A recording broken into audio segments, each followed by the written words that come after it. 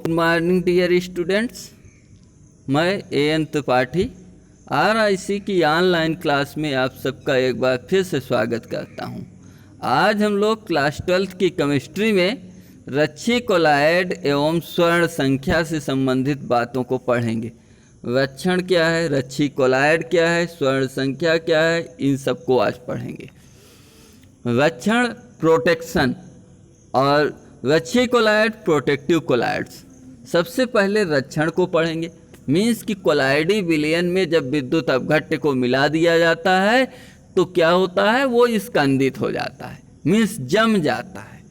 जब हम विद्युत अपघट्य मिलाते हैं, जैसे कि दूध में कोई खट्टा पदार्थ, दही, मट्ठा इत्यादि मिला देते हैं तो वो तली में जमने लगता है, जिसे स्कंदन कहते हैं। और यदि उस स्कंदित हो रहे दूध में कोई ऐसा पदार्थ मिला दें कि उसका स्कंदन रुक जाए, माने उसकी रक्षा हो जाए, तो यह क्रिया रक्षण कहलाती है और मिलाया जाने वाला पदार्थ रच्छी कोलाइड कहलाता है। तो पढ़ते हैं बुक की लैंग्वेज। रक्षण क्या है, प्रोटेक्शन क्या है। किसी द्रव स्नेही कोलाइड, कोई द्रव स्नेही कोलाइड है, पहले ही हमने कोलाइडों के वर्गीकरण में द्रव स्नेही कोलाइड, द्रव विरोधी कोलाइड के विषय में पढ़ लिया है। किसी द्रव स्नेही कोलाइड की तुलना में द्रव विरोधी कोलाइड कम स्थायी होते हैं। द्रव स्नेही की तुलना में द्रव को, जो द्रव स्नेही होगा, द्रव को अपनी ओर अधिक से अधिक समाहित कर रखेगा, मीन्स वो कोलाइड अवस्था में ही बना रहेगा, और जबकि द्रव विरोधी अपने द्रव को निकाल देगा और वो शीघ्रता से स्कंदित हो जाएगा।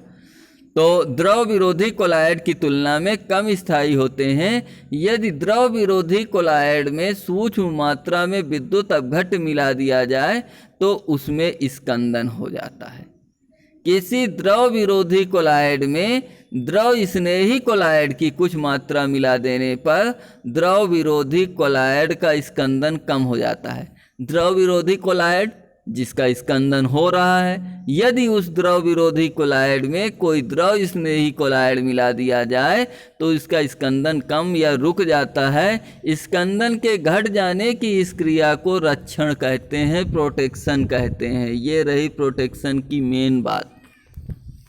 अब आगे देखते हैं रच्छी कोलाइड प्रोटेक्टिव कोलाइड क्या है।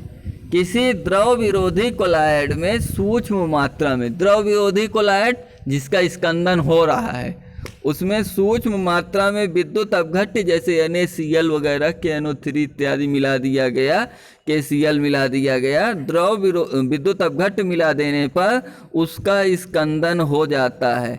अब इसमें कोई द्रव स्नेही कोलाइड, वाटर लविंग सब्सटेंस जो होता है, उसको क्या करेंगे, उसको मिला देंगे जिसमें पर्याप्त मात्रा में जल रहे, तो क्या होगा, अब इसमें कोई द्रव स्नेही कोलाइड मिला देने पर द्रव विरोधी कोलाइड की स्कंदन से रक्षा हो जाती है, उसका स्कंदन रुक जाता है। अतः द्रव स्नेही कोलाइड रच्छी कोलाइड कहलाएगा। द्रव स्नेही कोलाइड रच्छी कोलाइड कहलाएगा क्योंकि उसने रक्षा का कार्य किया है, और क्योंकि द्रव स्नेही कोलाइड द्रव विरोधी कोलाइड की स्कंदन से रक्षा करता है, ये भी लिख दिया गया। उदाहरण, गोल्ड साल।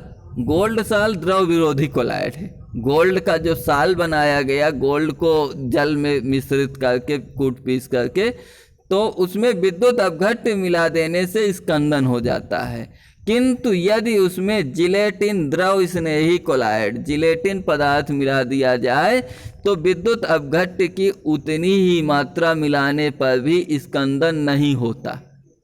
अतः जिलेटिन रच्छी कोलाइड तथा गोल्ड साल रक्षित कोलाइड है।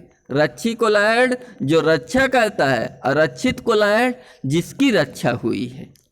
अब अगले टॉपिक पर चलते हैं, रक्षण क्षमता या स्वर्ण संख्या, गोल्ड नंबर। अब किसका रक्षा हो रहा है, रक्षण, तो किसी पदार्थ की रक्षा करने की क्षमता कितनी है, means protective power, gold number.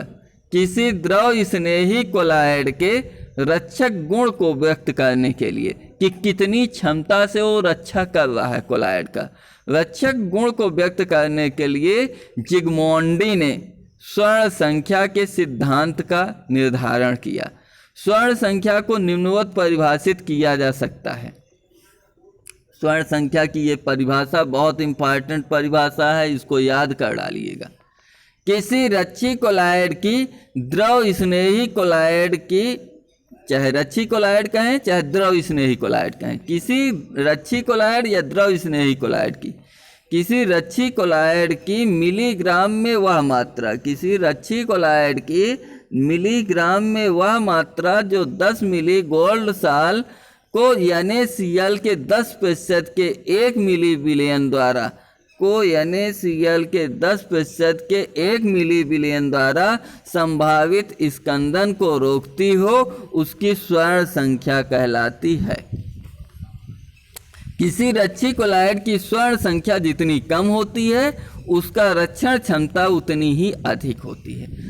ये आपकी बात हुई कि यदि उसके स्वर्ण संख्या जितनी कम होगी उसकी रक्षण क्षमता उतनी ही अधिक होगी।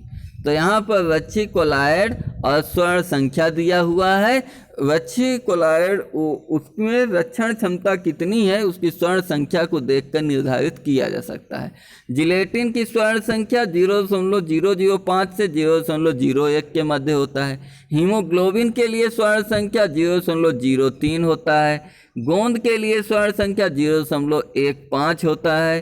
अंडे की एल्बुमिन सफ़ेदी के लिए 0.08 से 0.10 के मध्य होता है। और स्टार्च की गोल्ड नंबर का मान आपके 25 से 40 के मध्य होता है। तो इसके साथ ही आज स्वर्ण संख्या का ये टॉपिक हमारा समाप्त होता है। अगले टर्न पर फिर अगले नए टॉपिक के साथ मिलते हैं। 2-1 दिन में ये चैप्टर हमारा समाप्त हो जाएगा। अगले टर्न में हम एक नया टॉपिक लेकर के आएंगे। तब तक के लिए जय हिंद।